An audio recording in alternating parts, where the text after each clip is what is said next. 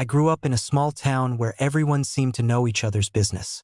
Our family was neither wealthy nor poor, just somewhere in the middle where comfort was never quite assured but never truly absent either. My parents were both hardworking people, trying to provide my sister and me with a stable life. Dad ran a local hardware store, while Mom worked as a school teacher, spending her evenings grading papers and weekends preparing lessons. The house we lived in was modest, a two-story building with creaky floorboards and drafty windows that shuddered whenever the wind blew too harshly. The walls were decorated with old photographs and paintings Mom found at flea markets.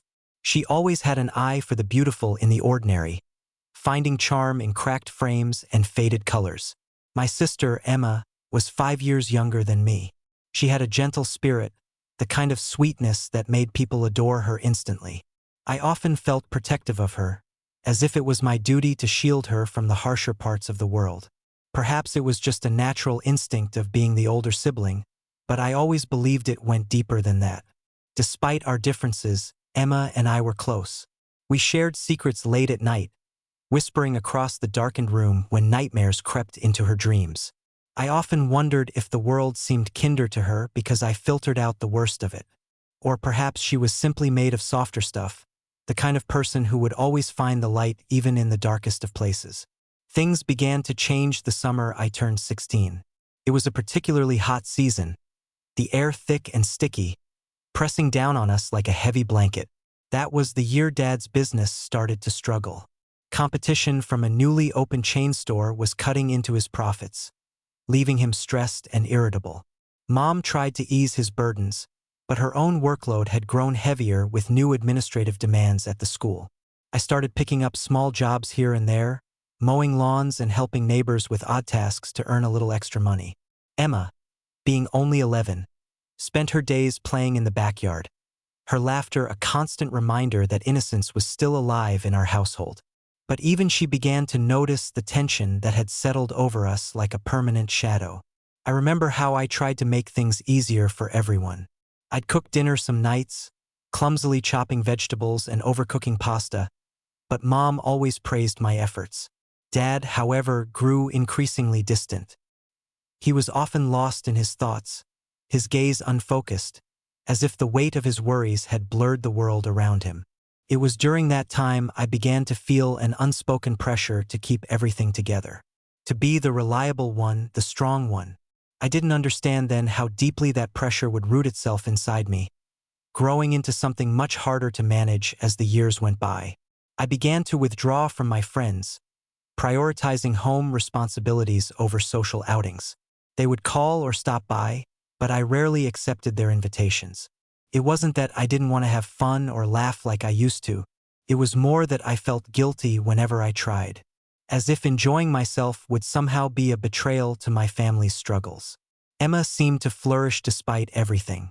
She was still the bright, joyful child she had always been, untroubled by the complexities of adulthood that were slowly unraveling before my eyes. I envied her ability to remain untouched by worry, to carry on with her childish games and cheerful spirit. Looking back, I realized that I placed far too much pressure on myself. I believed I had to be the glue holding us all together, even if no one had ever asked me to be. But at that time, it felt like my only purpose. It was easier to bury myself in responsibility than to face the unsettling reality that my family was falling apart piece by piece. It wasn't until much later that I would understand how fragile those pieces truly were, and how desperately I clung to the illusion that I could keep them from crumbling. This was only the beginning, the part of my life where innocence faded and the world revealed itself to be much harsher than I had ever imagined. But I was determined to hold on, even if it meant losing myself in the process. And little did I know, the worst was yet to come. The first real blow came that fall. Dad's hardware store finally closed its doors, unable to compete with the bigger chain stores' relentless discounts and aggressive marketing. It was like watching a slow-motion disaster unfold, each passing week a reminder of how little power we had against forces beyond our control. Dad's mood darkened in those months. He would sit for hours in the living room, staring at the television without really seeing anything. He stopped going out with friends, declined offers to help from neighbors, and grew more irritable with each passing day. The slightest noise would send him into fits of anger, his frustration pouring out like steam from a boiling kettle. Mom tried her best to keep things together, but I could see the strain in her eyes, the way her shoulders slumped when she thought no one was looking. She took on extra shifts at the school, volunteering for tasks that others avoided just to bring in a little more money. Her efforts were heroic, but even heroes have limits. I found myself stepping up even more, trying to fill the gaps that seemed to grow wider with each passing day. I spent my evenings babysitting for neighbors, mowing lawns, and doing odd jobs for anyone who would hire me. I wanted to make things easier for Mom and Dad, to lighten their burdens somehow. But the more I did, the more it felt like trying to scoop water out of a sinking ship with a leaky bucket. Emma remained blissfully unaware of most of the struggles we were facing. She still played in the backyard, her laughter a melody that sometimes felt painfully out of place against the grim backdrop of our lives. I envied her innocence, but I also resented it in a way that made me feel guilty. It wasn't her fault she was still a child, untouched by the harsh realities of our situation. Despite everything, school remained a constant for me. It was one of the few places where I could pretend life was still normal. My grades held steady, but my social life continued to crumble. Friends would ask me to hang out, but I always had an excuse ready. I was too busy, too tired, too preoccupied with responsibilities that most of them couldn't understand. I found myself avoiding conversations, not because I didn't care about them, but because I felt like my world was so different from theirs. While they worried about homework and sports, I worried about bills and groceries. It created a distance between us, a rift that seemed to widen with every passing day. The pressure of trying to keep everything together began to weigh on me in ways I hadn't anticipated. I would lie awake at night, my mind racing with thoughts of how I could make things better, how I could fix what felt so desperately broken. But the more I tried to control everything, the more it slipped through my fingers. One evening, as I returned from another late-night babysitting job, I found Mom sitting at the kitchen table, her head buried in her hands. She looked so small, so defeated, and it broke something inside of me. I wanted to comfort her, to tell her that everything would be okay. But the words wouldn't come. I was just as lost as she was. The realization hit me hard.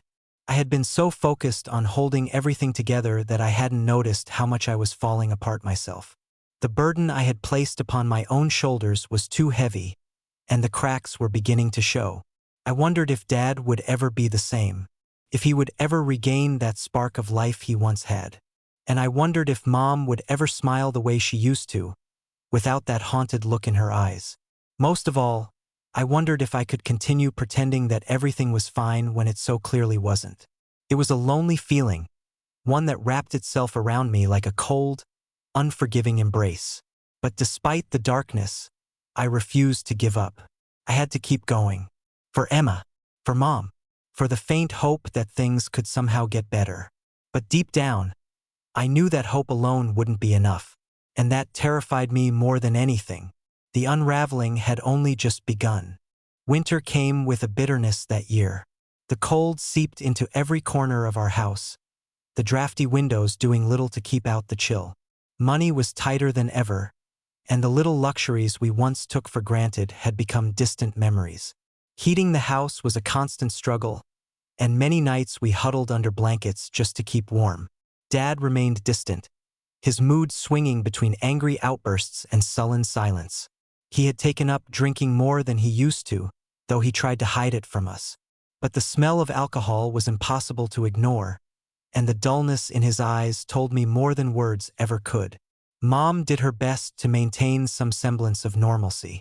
She made sure we had food on the table, even if the portions grew smaller and the meal simpler. Her exhaustion was evident in everything she did, but she kept pushing forward, driven by some desperate need to hold everything together. I continued to work wherever I could, shoveling driveways, delivering newspapers, anything that would bring in a few extra dollars. I barely had time for school, and my grades began to slip. Teachers expressed concern, but I brushed them off with vague excuses about being tired or having too much on my plate. Emma remained the bright spot in our lives, her innocence somehow untouched by the turmoil surrounding us. She would still play with her dolls and make up elaborate stories, her imagination a fortress against the harshness of reality. I envied her ability to create beauty from nothing, to find joy in even the smallest of things. Despite my efforts, I could feel myself unraveling. Anxiety gnawed at me constantly, my chest tight and my thoughts racing from one worry to the next.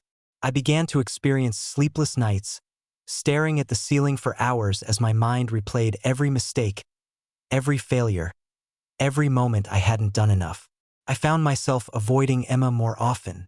Her cheerfulness felt like a reminder of everything I couldn't fix, everything I was failing to protect. I became short-tempered, snapping at her for the smallest things. The guilt would hit me almost immediately, but apologizing felt like admitting weakness, and I couldn't afford to be weak. One night, I overheard Mom and Dad arguing in the kitchen. Their voices were low but filled with tension, the kind that had become all too familiar. Mom was begging Dad to find a new job, to at least try to contribute. His responses were clipped, defensive. I could hear the pain in his words, masked by anger but present all the same. Listening to them, I realized how much resentment had grown between them. What had once been a partnership now felt like two people fighting desperately just to stay afloat.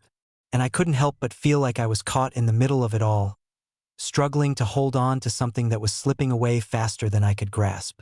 School became a blur of missed assignments and half-hearted attempts to focus. I would sit in class, my mind drifting to thoughts of bills and groceries, of how to earn more money, of how to make things better. But the harder I tried, the more impossible it all seemed. One afternoon, I returned home to find Emma sitting on the front steps, her knees drawn up to her chest. She looked up at me with wide, tear-filled eyes and asked why Mom and Dad were always fighting. Her voice was so small, so fragile, and it shattered something inside me. I told her everything would be okay, even though I had no idea if that was true. I wanted to believe it, needed to believe it. But deep down, I knew that my words were nothing more than empty promises. As the days turned into weeks, the darkness within our home seemed to grow thicker, more oppressive. Dad's drinking worsened, and Mom's exhaustion reached new heights. Emma tried to keep smiling, tried to keep laughing, but even she couldn't hide the sadness that had begun to creep into her eyes. And through it all, I kept pushing myself to do more, to work harder, to earn more, to somehow fix what was broken. But no matter how hard I tried, it never seemed to be enough. The weight of everything was crushing me, and I was beginning to doubt whether I could keep carrying it. But I couldn't stop. Not yet. Not when everyone else was falling apart. I told myself that if I could just keep going a little longer, things would get better. They had to. But I was wrong. The worst was still to come. By summer, the strain had become unbearable. Our home felt like a sinking ship, each day a desperate attempt to bail out water faster than it could pour in. Dad's drinking had reached new extremes, his temper flaring at the slightest provocation. It seemed like he was always angry, his frustration directed at everyone and everything around him. Mom kept working herself to the bone, her energy slowly draining away like sand slipping through an hourglass. She looked thinner, her cheeks hollow and her eyes ringed with dark shadows. I often wondered how she managed to keep going, but the truth was, I didn't think she had a choice. She was holding on as tightly as I was, refusing to give in to the despair that hovered over us like a storm cloud.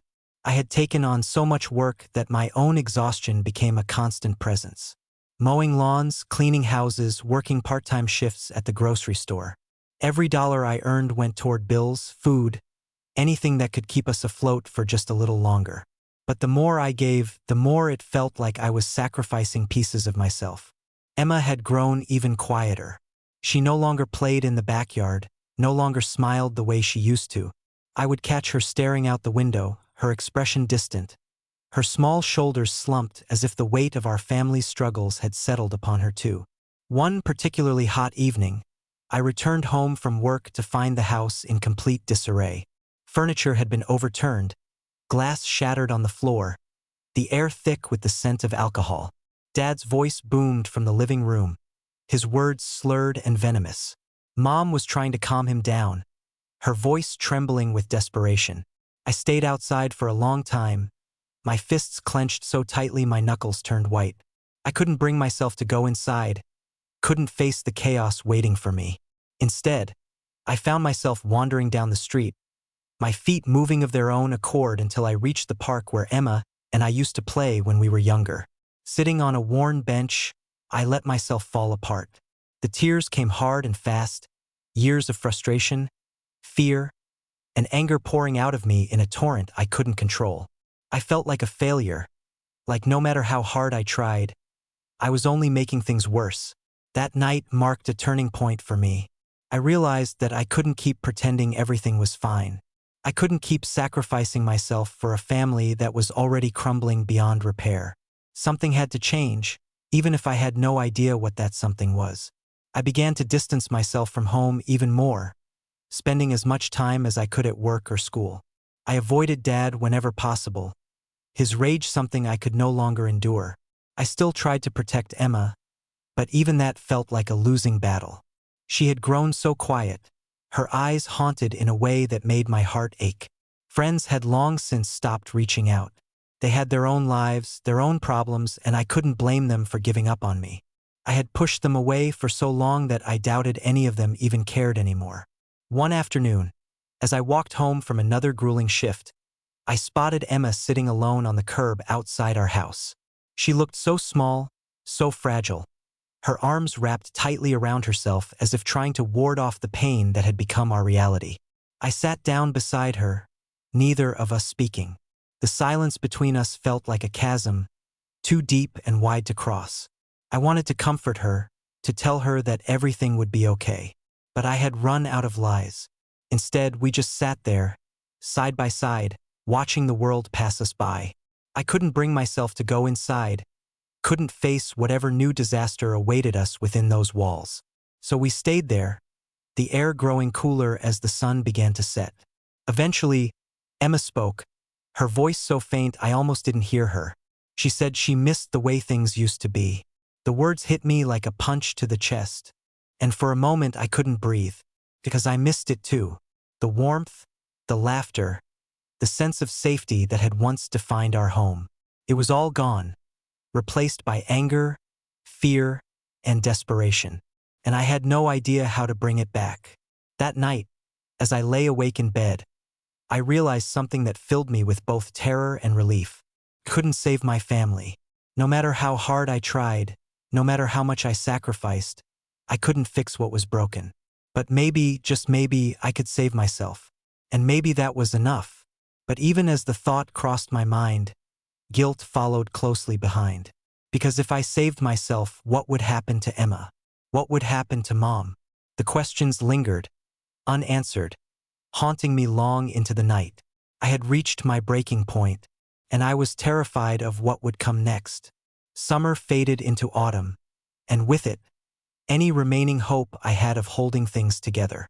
The house felt emptier than ever, each room echoing with the silence of everything left unsaid. Mom had become little more than a ghost of herself, her days consumed by work and her nights spent in exhausted silence. She no longer had the energy to argue with Dad, nor the strength to try and fix what had been broken. Dad's drinking had escalated to the point where he rarely left the house. He seemed resigned to his misery, content to lash out at anyone who dared to come near. I had grown used to his anger. The venomous words hurled my way like knives that left invisible wounds. I had stopped trying to shield Emma from it. The effort had proven futile, and I was too worn down to keep pretending I could make a difference. Emma had withdrawn into herself. She spent most of her time locked away in her room, her once cheerful voice now a distant memory. I would catch glimpses of her from time to time, her eyes dull and her posture slumped. She was slipping away from me, from all of us, and I didn't know how to reach her. School was no longer a refuge. My grades had plummeted, and my teachers' concerned glances had turned into outright frustration. They couldn't understand why a student who had once excelled was now barely scraping by. But how could I explain to them what my life had become? How could I make them see the darkness that had swallowed my family whole? I continued working as much as possible, desperate to earn money that never seemed to stretch far enough. The weight of responsibility had become suffocating, each day a struggle to keep my head above water. I was exhausted in every sense of the word, my body aching and my mind clouded by constant worry. One night, as I returned home from a late shift, I found Emma sitting on the porch steps. The air was crisp, the chill of autumn settling in, but she made no effort to go inside. She just stared at the ground, her shoulders hunched as if trying to make herself as small as possible. I sat down beside her, unsure of what to say. The silence between us felt heavy, laden with all the words we had never spoken. Finally, she looked up at me, her eyes filled with a sadness that took my breath away. She asked me if things were ever going to get better. The question was so simple, so earnest, and I had no answer to give.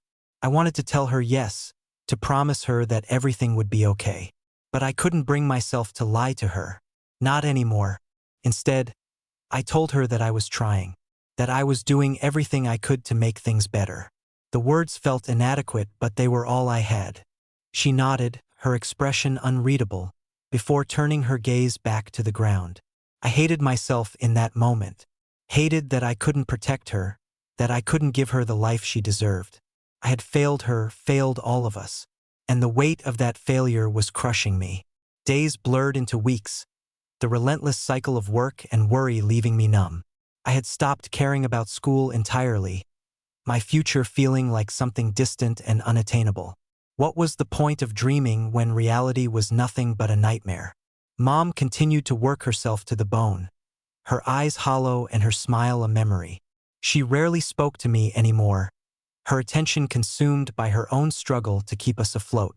And Dad was no longer part of the equation. He had retreated so deeply into his own anger and despair that he may as well have been a stranger. Emma had grown even quieter. She would sit in her room for hours, her door closed and her presence a shadow that haunted me. I wanted to reach out to her, to pull her back from whatever darkness she had fallen into. But I was drowning myself, and I had nothing left to give. One evening, as I lay awake in bed, I realized that I had reached a breaking point.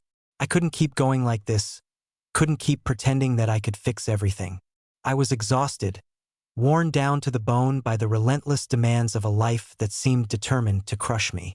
I needed a way out, a way to breathe again, to feel something other than fear and despair. But even as I considered the possibility of leaving, the guilt twisted inside me like a knife. How could I abandon Emma? How could I leave Mom to face everything on her own?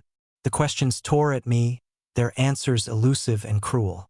But something had to change, because if it didn't, I was certain I would break beyond repair. And I was terrified that when that happened, there would be nothing left of me at all. As winter settled in again, the cold seemed more unforgiving than ever.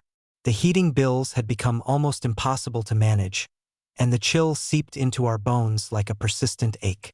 Our home felt less like a sanctuary and more like a prison, each room filled with memories of what used to be. Dad had grown even more distant, his drinking escalating to a point where he was rarely sober.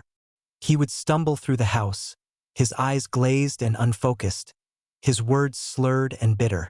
I had given up trying to talk to him, the man he used to be replaced by someone I no longer recognized.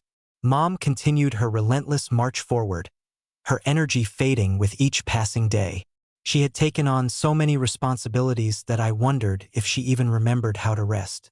Her smile had become a thing of the past, replaced by a weary resignation that seemed to hang over her like a shroud. Emma had withdrawn almost entirely. She no longer spoke to me, her silence a wall I couldn't seem to break through.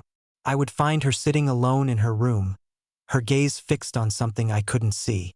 She was slipping away, and I was powerless to stop it.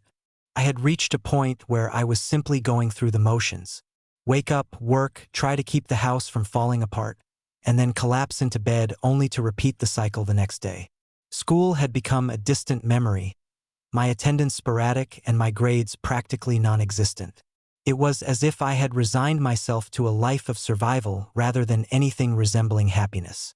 One bitterly cold afternoon, I returned home to find Mom sitting at the kitchen table, her hands trembling as she held a stack of overdue bills.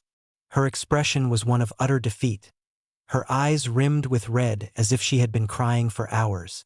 She looked up at me, her voice barely above a whisper as she admitted that she couldn't do it anymore.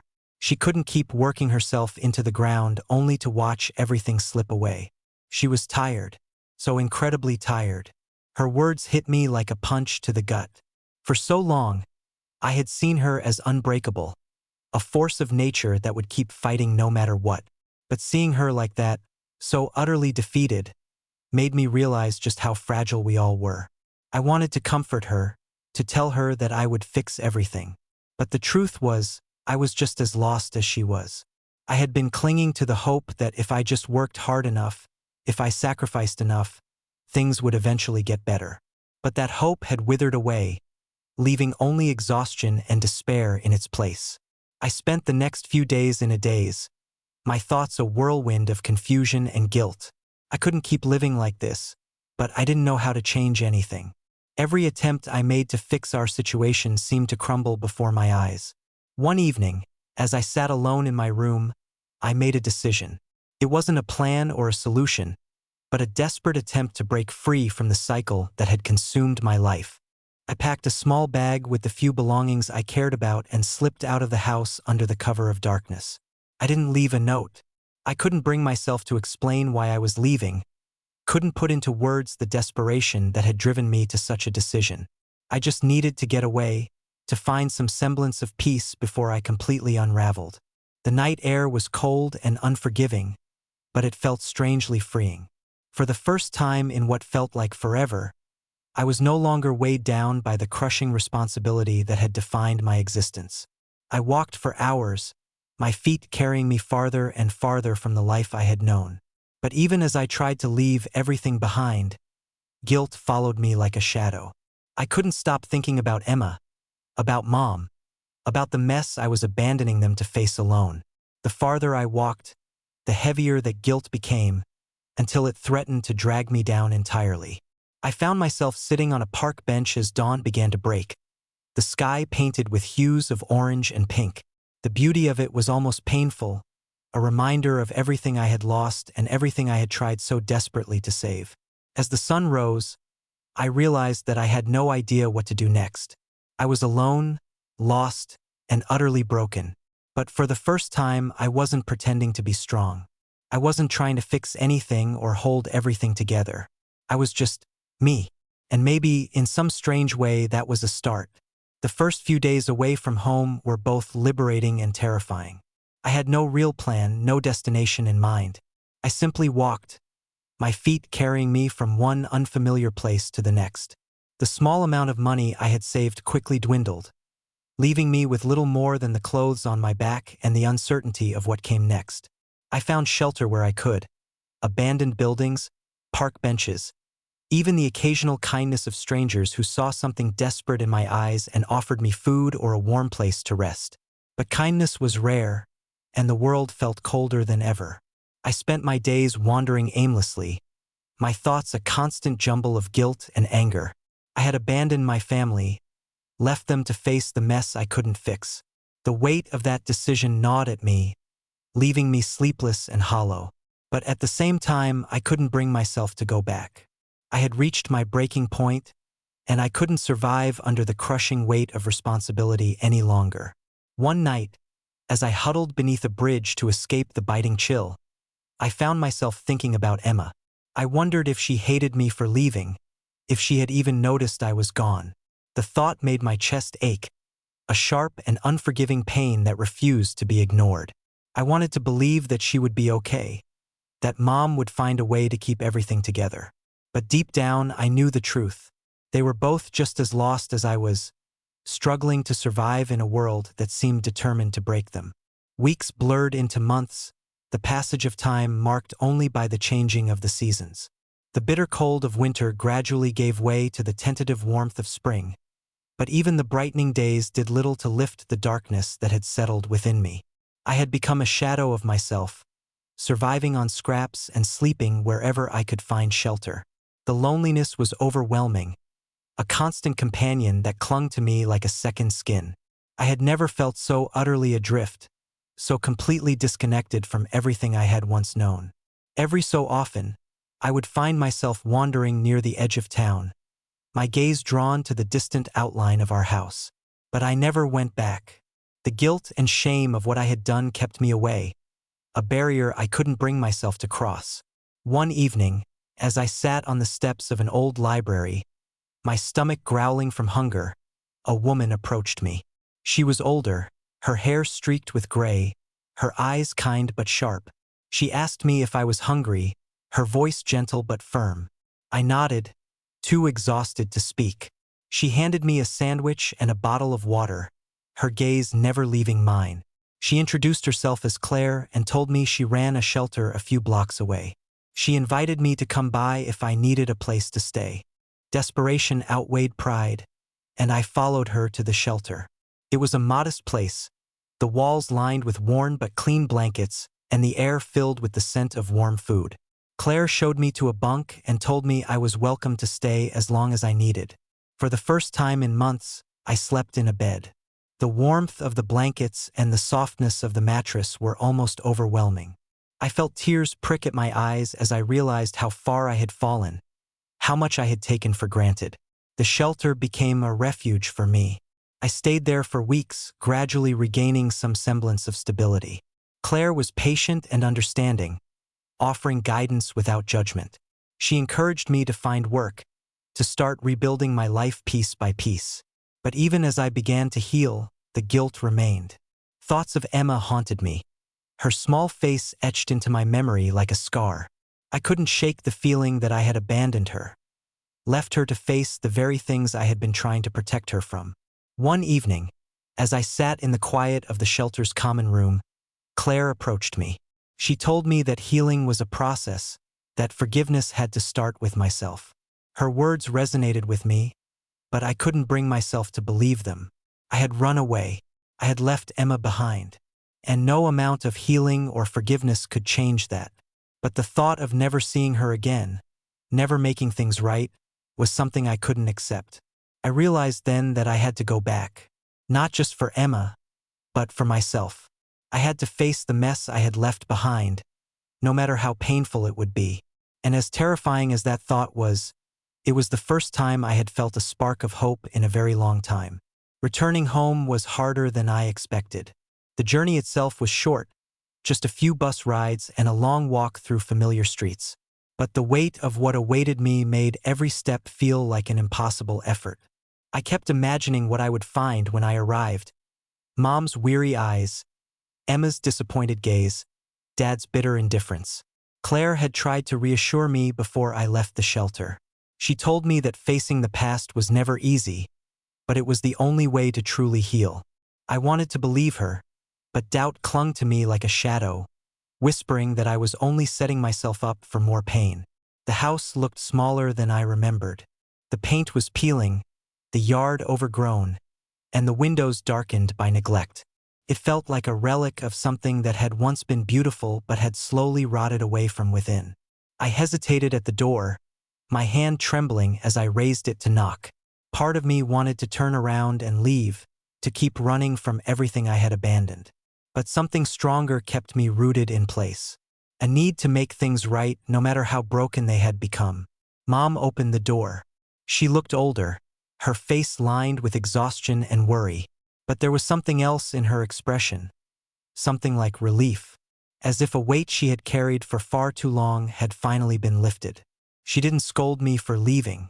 She didn't ask where I had been or why I had stayed away for so long. She just pulled me into her arms and held me tightly, her shoulders shaking with silent sobs. It was the first time in years I had felt truly safe. We spent hours talking that night. I told her about the shelter, about Claire, about everything I had experienced since I left. She listened without interrupting, her eyes glistening with tears but her expression unwavering. She told me that things had only grown worse since I left.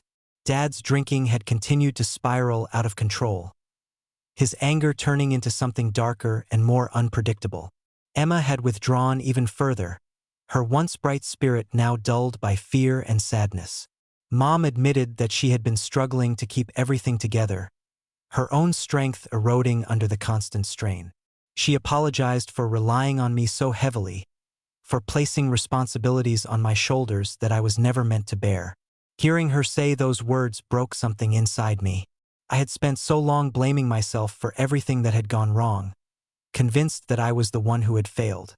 But in that moment, I realized that none of us were to blame. We had all been doing our best to survive in a world that seemed determined to tear us apart. Emma was asleep when I finally made my way to her room. The sight of her curled up beneath her blankets, her breathing slow and steady, brought tears to my eyes. She looked so small, so fragile, and I couldn't believe I had left her behind.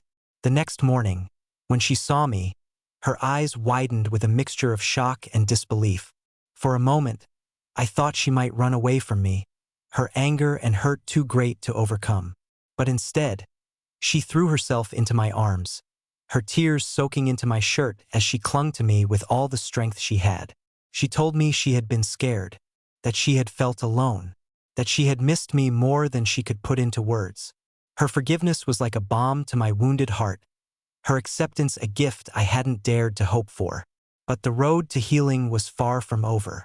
Dad's presence still loomed over us like a dark cloud, his anger a constant threat that left us all on edge. I tried to avoid him as much as possible, focusing instead on rebuilding my relationship with Emma and supporting Mom in whatever way I could. It wasn't easy. The house remained a place of tension and fear, our attempts at normalcy constantly undermined by Dad's volatility. But I refused to give up. I had come back for a reason, and I wasn't going to let him tear us apart again. Over the following weeks, I found myself growing stronger. The time I had spent away had given me perspective, had taught me that I couldn't carry everyone's burdens on my own. I had learned to forgive myself for leaving, to accept that I was only human. But most importantly, I had found a sense of purpose, a determination to protect Emma, to support Mom, and to create something better out of the wreckage of what had once been. For the first time in a long time, I felt a glimmer of hope. But hope alone wasn't enough, and I knew the hardest part was still to come. The weeks that followed were a whirlwind of change. I had returned home with a determination to make things right, but the obstacles in front of me were greater than I had imagined. Dad's drinking had reached a level that could no longer be ignored. His presence was like a storm, unpredictable and destructive. Mom and I tried to talk to him, tried to make him understand that his anger and addiction were tearing our family apart. But every conversation ended the same way, with shouting, accusations, and a door slamming so hard it rattled the entire house. It became clear that something had to change. Waiting for Dad to make that decision himself was no longer an option. The night he threw a bottle at the wall, narrowly missing Emma as she walked into the room, was the moment we all realized how close we had come to disaster. The decision to leave wasn't easy. It felt like admitting defeat, like giving up on someone who had once been a vital part of our lives. But as much as it hurt, I knew that staying would only lead to more pain.